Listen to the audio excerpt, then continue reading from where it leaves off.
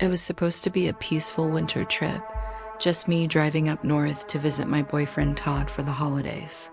He lived a few states away, and since I had time off from teaching, I decided to spend the week with him.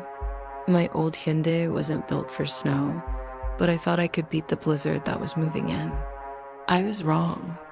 By the time I reached the outskirts of his town, thick flakes were falling fast, blanketing the highway in white. My wipers struggled to keep up, and the wind howled across the empty road. I knew I wouldn't make it all the way that night. I needed to stop somewhere, anywhere. I pulled into a small roadside diner to grab some coffee and figure out where to stay. The place was warm and smelled like fried food and burnt toast. The waitress, kind but stern, warned me not to keep driving.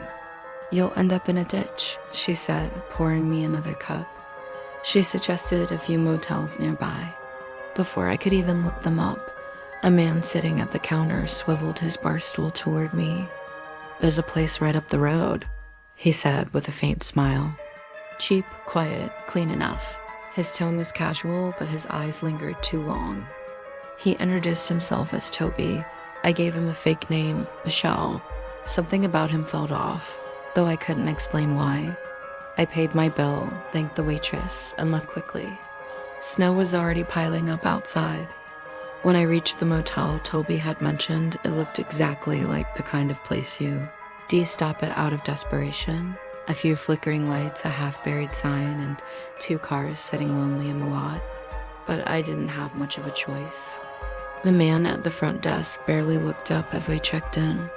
He handed me a key to a ground floor room and went back to watching something on a small TV. The room itself was exactly what I expected. Outdated wallpaper, an old heater humming in the corner, and a musty smell that clung to everything. I didn't care. I just wanted to sleep. After unpacking a few things, I tried FaceTiming Todd to let him know I'd made it safely, but the signal was terrible. The call kept freezing and his voice cut out. He told me to text instead, so I did. We messaged back and forth until I heard something, a faint noise from the bathroom. The door was closed. Had I shut it earlier? I didn't remember. I typed to Todd that I thought I heard something, and my heart began to race. That is when it hit me. When I ran to the front desk earlier to ask about Wi-Fi, I never locked the room door. He told me to check the lock. I slipped on my shoes and went to the door, trying not to panic. It had a simple twist lock, nothing fancy. I opened it just to confirm it worked. That's when I saw them. Footprints, 2 sets, mine and another. The second set led straight from a fresh patch of snow, right to my door. I looked toward the lot. The car I'd noticed earlier now sat empty. Whoever had been in it was gone, my breath caught. I slammed the door shut, locked it, and ran for the front desk. My voice cracked as I told the clerk there was someone in my room. He didn't seem surprised. He made a quick phone call, speaking in a language I didn't recognize, then told me to wait here.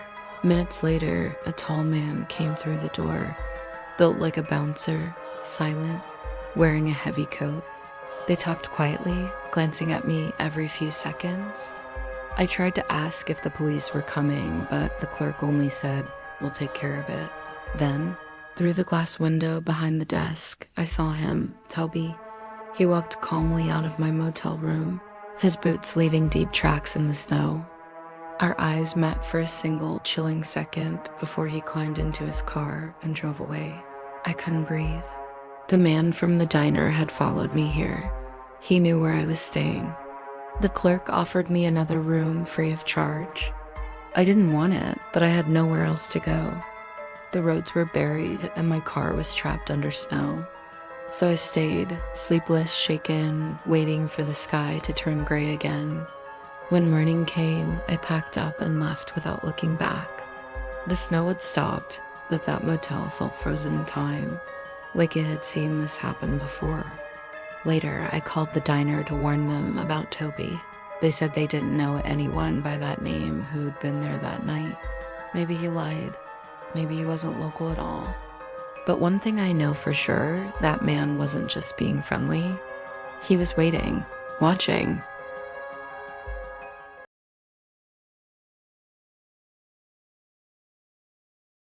It was just past midnight when I decided to take the long way home through Clearfield County, Pennsylvania, a quiet stretch of road that cut through miles of thick forest. I liked driving that road at night. No traffic, no noise, just the hum of my tires and the sound of my favorite podcast playing softly in the background. Everything felt peaceful until the low fuel light blinked on my dashboard. I pulled up the nearest gas station on my GPS and found one a few miles ahead.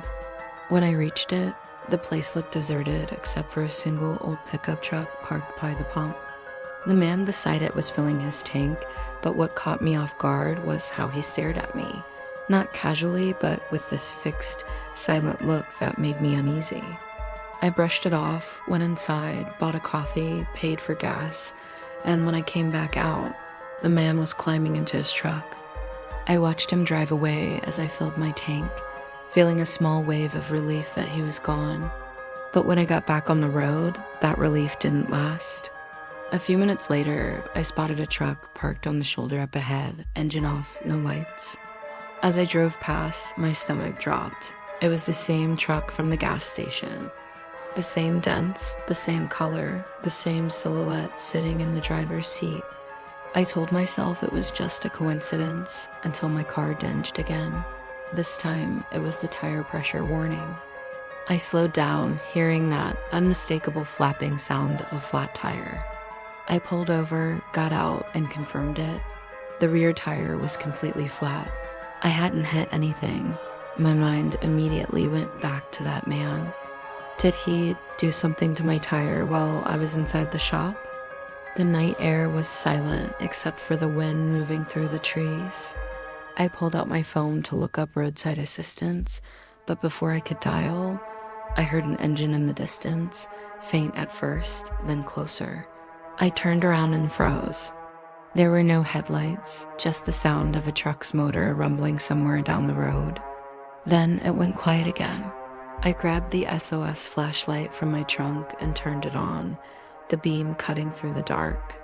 About 200 feet away, the reflection of headlights glimmered faintly between the trees. My chest tightened. The truck was there, waiting. Panic took over. I bolted into the woods and crouched behind a thick bush, my breath shallow. I called 911 and whispered that someone might have followed me, that he could be dangerous. As I spoke, I heard the truck start again. Its headlights came on. The engine idled closer. The operator told me to stay hidden, to keep quiet. Then the call cut out, no signal. I could hear the crunch of gravel as the truck pulled up near my car. A man's voice called out, "You need some help?" His tone was too casual, too calm. I didn't answer. My heart was pounding so hard I thought he'd hear it. A few minutes later, another vehicle approached from the opposite direction. This one slowed down. The stranger with the truck stepped into the road and started talking to the driver of the new truck. I crept closer through the brush, trying to listen. That's when I heard him lying, telling some fake story about me breaking down and running off. I couldn't stay silent anymore. I ran out of the woods, waving my arms and yelling, "Help, I don't know him. He's been following me." Both men turned to look at me. The man in the pickup, the one who'd been following, froze for a second, then started denying everything. He backed up to his truck, got in, and sped off into the night. The other driver, stunned, helped me call the police again. Within minutes, a patrol car arrived. The officer took my statement, promised to check the gas station's cameras, and waited with me until the tow truck came. I never heard back from the police. Maybe the footage didn't show anything. Maybe there wasn't enough proof. But I'll never forget how close I came to something terrible that night, how easily it could be gone another way. Now, whenever I stop for gas alone at night, I lock my doors, keep the engine running, and never take my eyes off the rearview mirror. Because once you've seen headlights waiting in the dark for you, you never forget that feeling.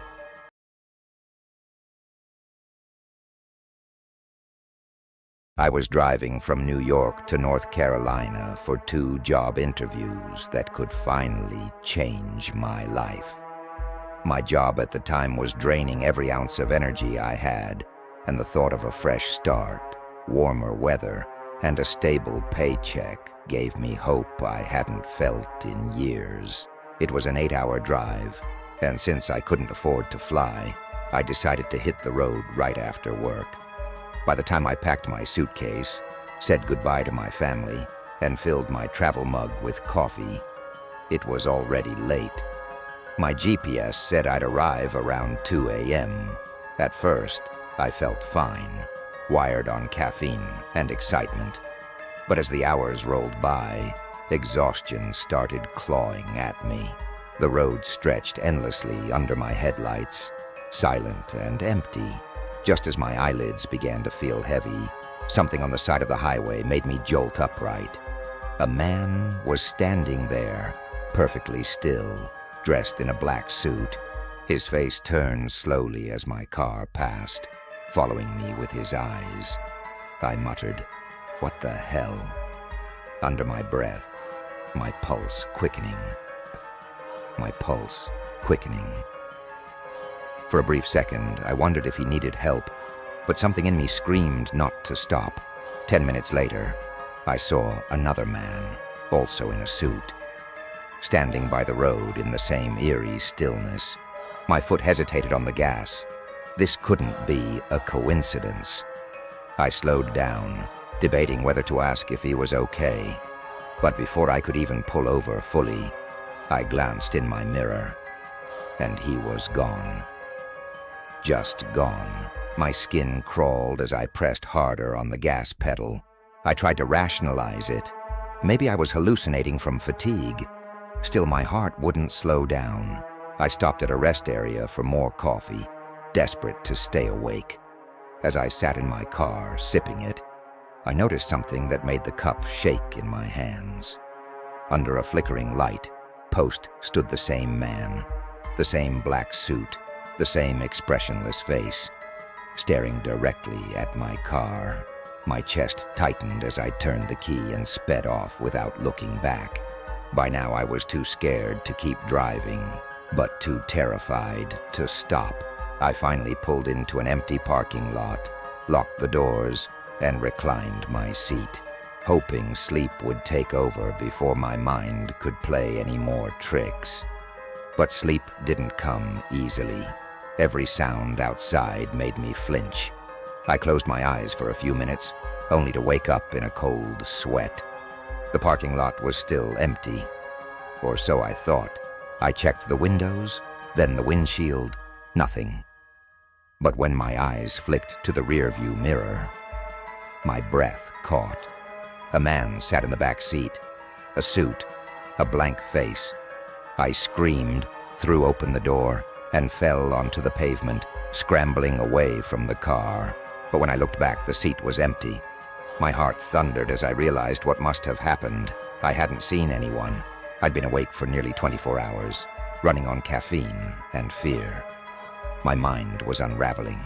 There was no man, just exhaustion and anxiety twisting my senses. I forced myself to finish the drive, my hands trembling on the wheel. When I finally reached my hotel, I collapsed into bed and fell asleep instantly. The next morning, I tried to laugh it off until I walked into my first interview. The man waiting to greet me stood up, smiled, and extended his hand. My body froze. He looked exactly like the man from the road. The same face, the same suit. I don't remember much of that interview. My nerves were shot. I stumbled over every question, convinced I was losing my mind.